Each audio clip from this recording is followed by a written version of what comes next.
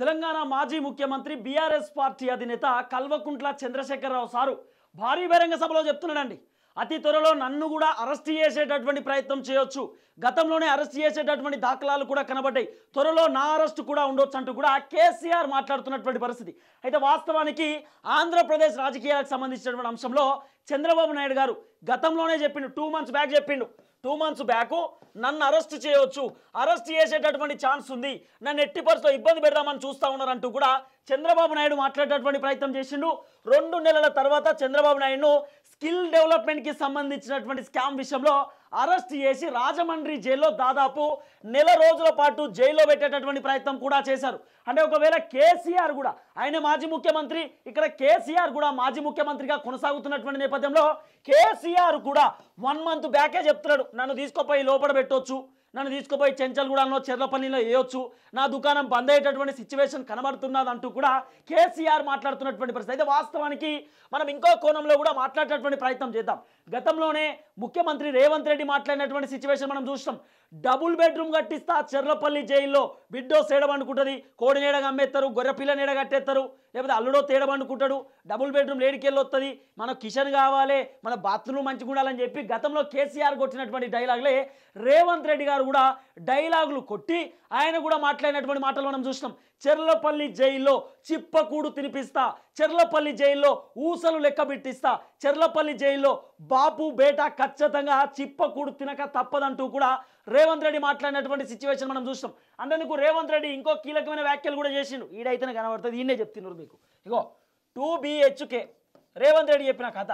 ఈ 2 BHK అంటే ఏంది మీకు కనబడుతుందిగా, కనబడుతుందిగా, మైట్ టెక్స్ట్ కనబడుతుందిగా, రైట్. 2 BHK అంటే ఏంటంటే బి, ఈ బి అంటే BRS party, BRS party B అంటే. ఈ హెచ్ అంటే ఎవరు, హరీష్ సారు, హరీష్ రావు బ్రో. తర్వాత కే అంటే మీ అందరికి ఎరికే, కే అంటే కవితక్క, కే అంటే కేసీఆర్ సారు, కే అంటే కేటీ రామారావు. ఇక ఓన్లీకి కుటుంబ సభ్యులే మిగిలేటట్టున్నారు. ఈ బీఆర్ఎస్ పార్టీలో దాదాపు 39 మంది ఉంటే ఆల్రెడీ 5-6 ఎగిరిపోయారు కాబట్టి ఇంకా 20 మంది బీఆర్ఎస్ పార్టీకి సంబంధించి వాళ్ళు కాంగ్రెస్లోకి జాయిన్ కావడానికి రెడీగా ఉన్నారు. ఖచ్చితంగా 2 BHK మాత్రమే మిగులుతుంది. ఈ 2 BHK కూడా చెర్లపల్లి జైల్లో ఊసలు లెక్క పెట్టక తప్పదు, చెర్లపల్లి జైల్లోనే 2 BHK కట్టిస్తా, చెర్లపల్లి జైల్లో మిమ్మల్ని ఖచ్చితంగా చిప్పకూడు తినిపిస్తా అంటూ కూడా రేవంత్ రెడ్డి మాట్లాడినటువంటి దాఖలాలు మనం చూసినాం. అయితే ఓటుకు నోటుకు సంబంధించినటువంటి విషయంలో రేవంత్ రెడ్డిని అడ్డగోలిగా పట్టించినటువంటి ఎర్రబల్లి దయాకర్ రావు కూడా దీంట్లో ఉండొచ్చు అనేటటువంటి ఒక చర్చ కూడా వినబడుతున్నటువంటి పరిస్థితి. అయితే రేవంత్ రెడ్డి ఖచ్చితంగా మీరు చూడండి, ఒకవేళ రేవంత్ రెడ్డి కేసీఆర్ ఒక్కటైనా కూడా రేవంత్ రెడ్డికి సంబంధించినటువంటి కుటుంబ సభ్యులు చెప్తారు కదా, రేవంత్ రెడ్డికి ఏదో సందర్భంలో నువ్వు ఎట్లయితే ఇబ్బంది పడ్డావో, నువ్వు జైల్లో దాదాపు 1.5 సంవత్సరం ఉన్నావు, మేము అందరం తిప్పల పడ్డాం, మేము అందరం ఇబ్బంది పడ్డాం. అంతేందుకు రేవంత్ రెడ్డి వాళ్ళ బిడ్డకు ఎంగేజ్మెంట్ అయితే రేవంత్ రెడ్డి కేవలం 1 గంట సేపు కూడా రాలేదండి, అర్ధగంట వచ్చిపోయిండు. అంటే ఆ బాధ కేసీఆర్కి తెలవాలి కదా, ఆ బాధ కేటీఆర్కి తెలవాలి కదా, హరీష్ రావుకి తెలవాలి కదా, కవితకు తెలవాలి కదా, లేకపోతే సంతోష్ రావుకి తెలవాలి కదా. ఇవన్నీ బాధలు వాళ్ళకి తెలవాలంటే ఖచ్చితంగా వీళ్ళు చెర్లపల్లికి పోవాల్సిన అవసరం ఉంటుంది. అంటే రేవంత్ రెడ్డి ఇప్పుడు ఏమంటా ఉన్నాడు, వీళ్ళని తీసుకుపోయి చెర్లపల్లి జైలు ఉత్తగానే పెట్టరు. ఇప్పుడు ఫర్ ఎగ్జాంపుల్ తీసుకుపోయి లోపల పెడతాం అని మాట్లాడుతూ ఉంటే డైరెక్ట్ తీసుకుపోయి లోపల ఎట్లా పెడతారు? ఎలాంటి కీలకమైనటువంటి యాక్టివిటీస్ లేకుండా తీసుకుపోయి లోపల పెట్టాల్సిన అవసరం ఉండదు కదా. కాబట్టి ఎలాంటి స్కామ్ తెరపైకి వచ్చిందంటే దాదాపు కాళేశ్వరం ప్రాజెక్టు పైన కేసీఆర్ అనేటటువంటి వ్యక్తి 1,25,000 కోట్ల రూపాయలు ఖర్చు పెడితే దీంట్లో దాదాపు 1,00,000 కోట్ల రూపాయలు అప్పులు చేసింది కేసీఆర్. ఈ అప్పులు చేస్తే పూర్తి స్థాయిలో కాళేశ్వరం ఖతమైపోయేటటువంటి దశకు వచ్చింది. 81,000 కోట్ల రూపాయలు ఈయన విద్యుత్కి సంబంధించిన అంశంలో అప్పు చేసిండు. తర్వాత ఇదే కేసీఆర్ ఫోన్ ట్యాపింగ్కి సంబంధించినటువంటి వ్యవహారంలో కూడా కీలక పాత్ర ఉందనేటటువంటి ఒక చర్చ. తర్వాత కేసీఆర్ సెక్రటేరియట్కి సంబంధించినటువంటి అంశంలో 417 కోట్ల కట్టాల్సింది దాదాపు 722 కోట్ల రూపాయలు పెట్టి కట్టిండు. అంటే ఈ సెక్రటేరియట్ విషయంలో కూడా స్కామ్ జరిగిందంటూ కూడా చర్చ వినబడుతున్నది. అంబేద్కర్కి సంబంధించి 125 అడుగుల విగ్రహానికి సంబంధించినటువంటి విషయంలో కూడా ఎంతో కొంత డబ్బులకు సంబంధించిన స్కామ్ జరిగిందనే చర్చ వినబడుతున్నది. ఓఆర్ఆర్కి సంబంధించినటువంటి ఔటర్ రింగ్ రోడ్లు దీంట్లో కూడా లీజుకి ఇచ్చిరు. ఈ ఔటర్ రింగ్ రోడ్కి సంబంధించిన విషయంలో కూడా స్కామ్ జరిగిందంటూ చర్చ వినబడుతున్నది. తర్వాత కోకాపేటకు సంబంధించినటువంటి భూములు దాదాపు ఎకరం 100 కోట్ల రూపాయలు ఉంటే ఈ 100 కోట్ల రూపాయలు ఉండాల్సినటువంటి భూములను వీళ్ళు 30 కోట్లకు 40 కోట్లకు అడ్డికి పావుషర్ భూములు అమ్ముకున్నారంటూ కూడా చర్చ వినబడుతున్నది. ఇంకో అంశం కూడా, ఈ ఉప్పల్ కాడ బగాయత్ అని ఉంటుంది, మీ అందరికి ఎరికే కావచ్చు నాకు తెలిసి. ఉప్పల్ కాడ బగాయత్ ఉంటుంది. ఏది ఆ ఏసియన్ మాల్ కంటే లోపల పోతా ఉంటే మొత్తం గవర్నమెంట్ లేఅవుట్లు గవర్నమెంట్ భూములు ఉంటాయి, పక్కన మూసి కాలువ ఉంటుంది. ఆ ఉప్పల్కి సంబంధించిన లేఅవుట్ భూములు కూడా గవర్నమెంట్కి సంబంధించి దాదాపు 50-60 కోట్ల రూపాయలకు ఎకరం ఉండాల్సినటువంటి భూములు వీళ్ళు 25, 30 ఇట్లా అమ్ముకున్నారట సార్లు. ఎందుకు అమ్ముకున్నాడు? ఖజానా నయ్యే, ఖాళీ సంచికాడ కొట్లాట అన్నట్టు. ఖజానా లేదు, పైసలు లేవు, రైతు బంధు ఇయ్యనీకి పైసలు లేవు, పింఛన్ ఇయ్యనీకి పైసలు లేవు, దేనికి పైసలు లేవు కాబట్టి భూములు అమ్ముకోవాలి, కథ ఉన్నది ఇవ్వాలి. కథ ఇదే కథ చేసిండు కేసీఆర్. ఆఖరికి బస్ స్టాండ్లు, ఆఖరికి కరెంట్కి సంబంధించినటువంటి ఏదైతే అవి ఉన్నాయో మొత్తం అన్ని కుదవబెట్టిండు సారు. కుదవబెట్టి ఇవన్నీ డబ్బులు తీసుకొచ్చే ప్రయత్నం చేసిండు. 6,72,000 కోట్ల రూపాయలు కేసీఆర్ అప్పు చేసి పెట్టిండు. ఈ 6,72,000 కోట్ల రూపాయలు ఏ శాఖకి ఎంత ఖర్చు పెట్టిండు, దేనికి విద్యకి ఎంత, వైద్యానికి ఎంత, ఆ అంశానికి ఈ అంశానికి ఎంత అనేది పూర్తి స్థాయిలో రేవంత్ రెడ్డి ఆరా తీసేటటువంటి ప్రయత్నం చేస్తూ ఉన్నాడు. సో కేసీఆర్ కథ ఇదైతే ఇక మన సారు మన కేటీఆర్ బ్రో ఉంటాడు, అత్యంత గౌరవనీయులు పెద్దలు. కేటీఆర్ బ్రోకి సంబంధించినటువంటి అంశం కూడా తెరపైకి వస్తుంది. ఫార్మా ఈ రేసింగ్ కంపెనీ అని ఉంటుందండి, ఏదికి ట్యాంక్ బండ్ కాడ మొత్తం జీ జీ జీ అనుకుంటే మొత్తం ఏదో కార్లు గీర్లు అన్నీ పోతూ ఉంటే మొత్తం ట్రాఫిక్ జామ్ అయ్యి ఇబ్బంది పడతారు కదా. ఆ ఫార్మా ఈ రేసింగ్కి సంబంధించిన అంశంలో కేటీఆర్ 55 కోట్ల రూపాయలు without government permission, without cabinet permission, ఆర్థిక శాఖ మంత్రికి ఇన్ఫర్మేషన్ లేకుండా ఈ కేటీఆర్ అనేటటువంటి వ్యక్తి ఎవరికి ఫార్మా ఈ రేసింగ్ కంపెనీకి, నాకు తెలిసేమన్నా మనమే మనం టీవీ ఎప్పుడు కూడా అబద్ధాలు చెప్పదు కాబట్టి కేటీఆర్ చెప్పినటువంటి అబద్ధాన్నే చెప్తున్నా. కేటీఆర్ ఏమన్నా నైట్ ఏమన్నా మందో సిందో ఏమైనా వేసి ఉంటే మనం చెప్పలేం, కానీ అట్లా ఏమైనా వేసి కొట్టిండో లేదో తెలియదు. ఈ అరవింద్ కుమార్ అనేటటువంటి ఐఏఎస్ ఆఫీసరు కేటీఆర్ సార్కు ఫోన్ చేసి, సార్ ఫార్మా ఈ రేసింగ్ కూడా ఒకటే దమ్దం చేస్తుండ్రు, పైసలు ఇవ్వాలంటే టక్కున ఏం చేసినట 55 కోట్ల రూపాయలు కొట్టిపడే అన్నాడట. వీళ్ళు అయ్యలు సంపాదించింది ఎట్లా? కేసీఆర్ సంపాదించిండా, కేసీఆర్ వాళ్ళ తాత సంపాదించిండా? అర్థం కాలే. 55 కోట్ల రూపాయలు తెలంగాణ రాష్ట్ర సొమ్మును తీసుకుపోయి ఫార్మా ఈ రేసింగ్ వానికి ఎందుకు ఇస్తారండి? మళ్ళీ ఫార్మా ఈ రేసింగ్ అనేది ఏమైనా ఉపయోగపడదా అంటే ఎవరికి ఉపయోగపడలేదు ఫార్మా ఈ రేసింగ్. ఆఖరికి కేటీఆర్ వాళ్ళ కొడుకు ఎవరైతే ఇమాన్స్ ఉన్నాడో ఇమాన్స్ ఆడికి పోయి పల్లి బఠాన్లు తినుకుంటా పుట్టాలు తినుకుంటా గిట్ట చూస్తుండు.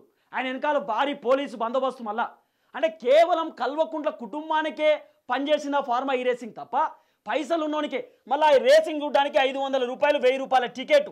మన సామాన్యులు పోయి 500 రూపాయలు 1000 రూపాయల టికెట్కు చూస్తామా మనం?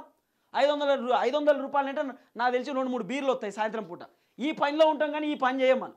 కాబట్టి ఇక్కడ పూర్తి స్థాయిలో నడుస్తున్న అంశం ఏంది? కేటీఆర్కి సంబంధించి ఫార్మా ఈ రేసింగ్ విషయంలో కూడా 55 కోట్ల రూపాయలు KT Rama Rao without government permission ఈ రాష్ట్ర ప్రభుత్వానికి తెలియకుండా అటు అమౌంట్ కొట్టే ప్రయత్నం చేసిండు. ఈ అంశంలో ఎంక్వైరీ జరుగుతూ ఉన్నది. హెచ్ఎండిఏకి సంబంధించిన విషయంలో శివబాలకృష్ణ అనేటటువంటి వ్యక్తి, ఈయన హెచ్ఎండిఏకి సంబంధించినటువంటి డైరెక్టర్గా ఉన్నాడు. కాబట్టి ఈ హెచ్ఎండిఏకి సంబంధించినటువంటి శివబాలకృష్ణ 100 కోట్ల రూపాయలు 1000 కోట్ల రూపాయలు కిలోల బంగారం తన ఇంట్లో దొరికింది, అనేకమైన ల్యాప్టాప్స్ అనేకమైనటువంటి డాలర్లు దొరికినటువంటి నేపథ్యంలో కూడా ఈ శివబాలకృష్ణ కేటీఆర్కి అత్యంత సన్నిహితుడు. ఇప్పుడు ఫర్ ఎగ్జాంపుల్ చెప్తా, ఓ కాడ నేనే అనుకుంటున్నా, నేను ఒక 2 ఫ్లోర్లకి బిల్డింగ్ కట్టుకోవాలి. 2 ఫ్లోర్లే. ఈ నాయుడు అనేటటువంటి ఈయన ఏం చేసిన 5 ఫ్లోర్లు బిల్డింగ్ కట్టుకోవాలి. అయితే ఈ 2 ఫ్లోర్లకే నాకు పర్మిషన్ ఇచ్చినప్పుడు, అయితే వాస్తవానికి ఇక్కడ ఏంది 3 ఫ్లోర్లకే పర్మిషన్ ఉంది. ఒక ఏరియాలో ఉప్పల్లో 3 ఫ్లోర్లకి పర్మిషన్ ఉంది అనుకుందాం. నేను 2 ఫ్లోర్లకే తీసుకున్నా, నాకు 2కి ఇచ్చిండు. ఈ నాయుడు ఏం చేసిండు, నాకు 5 ఫ్లోర్లకు పర్మిషన్ కావాలి, నేను 5 పెద్దగా లేపుతా అని చెప్పిండు. ఈయన ఏం చేసిండు, మరి నాకు 2కే ఇచ్చారు కానీ 5కి ఇచ్చిన గట్లెట్టుంటుంది తమాషా, నన్నే బెదిరిస్తారు అన్నట్టు. ఈ శివబాలకృష్ణ కథ అది. ఏం చేసిండు, ఈయన 3 ఫ్లోర్లకే పర్మిషన్ అయితే ఈయనకు 5 ఫ్లోర్లకి ఎట్లా ఇచ్చిండు? ఈయన దగ్గర దాదాపు 20-30 కోట్లు తీసుకుంటారు సారు. తీసుకొని మొత్తం హెచ్ఎండిఏ వీడికి వచ్చి లేఅవుట్లు లేపుతారు, మొత్తం వీళ్ళే బిల్డింగ్ లేపి కట్టిస్తారు అన్నట్టు. ఈ దందా చేసిండు వీళ్ళంతా. అంటే మున్సిపాలిటీకి సంబంధించిన అంశంలో కూడా అవకతవకలు జరిగింది. హెచ్ఎండిఏకి సంబంధించిన అంశంలో కూడా డబ్బులు తీసుకొని వీళ్ళక్కడ కూడా భూములు మొత్తం దందా చేసిరు. హెచ్ఎండిఏకి సంబంధించి అవకతవకలు జరిగింది. 2 ఫ్లోర్లకు పర్మిషన్ ఇవ్వాల్సింది దాదాపు వీళ్ళు 10 ఫ్లోర్లకు 15 ఫ్లోర్లకు కూడా పర్మిషన్ ఇచ్చేటటువంటి ప్రయత్నం చేశారంటూ కూడా ఒక చర్చ వినబడుతున్నటువంటి పరిస్థితి. ఇవన్నీ అంశాలు తెరపైకి వస్తున్నాయి. అంటే కేటీ రామారావు ఇటు ఇంకో అంశంలో ఇరుక్కుంటా ఉన్నాడు, భూములకు సంబంధించిన వ్యవహారంలో, ఫోన్ ట్యాపింగ్ వ్యవహారంలో, అనేకమైనటువంటి వ్యవహారంలో కేటీఆర్. ఓవైపు ఇక మన Harish Rao sir Kaleshwaram project irrigation మినిస్టర్గా ఉన్నాడు, ఆర్థిక శాఖ మంత్రిగా ఉన్నాడు. కాబట్టి 2 అంశాలలో హరీష్ రావు ఇరుక్కునేటటువంటి పరిస్థితి ఉన్నది. తర్వాత హరీష్ రావు రంగనాయక సాగర్ దగ్గర దాదాపు 10 ఎకరాలు కబ్జా పెట్టి అక్కడ తను ఫామ్ హౌస్ కట్టుకునేటటువంటి ప్రయత్నం చేశాడంటూ కూడా ఒక చర్చ వినబడుతున్నటువంటి పరిస్థితి. ఇవన్నీ కోణాలలో కల్వకుంట్ల కుటుంబానికి ఉచ్చు బిగిస్తున్నది. ఆఖరికి మనం సంతోష్ రావుని మర్చిపోయినాం. సంతోష్ రావు తానీకు దందా, తర్వాత సంతోష్ రావు ఫోన్ ట్యాపింగ్ వ్యవహారం, భూములు కబ్జాలు, సంతోష్ రావు హరితహారానికి సంబంధించినటువంటి స్కాములు కూడా పూర్తి స్థాయిలో తెరపైకి వస్తున్నటువంటి పరిస్థితి. అంటే మొత్తానికి రేవంత్ రెడ్డి పకడ్బందీ ప్లాన్తో ఉన్నాడు. వీళ్ళని అరెస్ట్ చేయడానికి ఏం వ్యూహాలు రచించాలి, వీళ్ళని అరెస్ట్ చేయడానికి ఏ విధంగా ముందుకు పోవాలనేటటువంటి ఆలోచనలో రేవంత్ రెడ్డి ఉన్నటువంటి పరిస్థితి.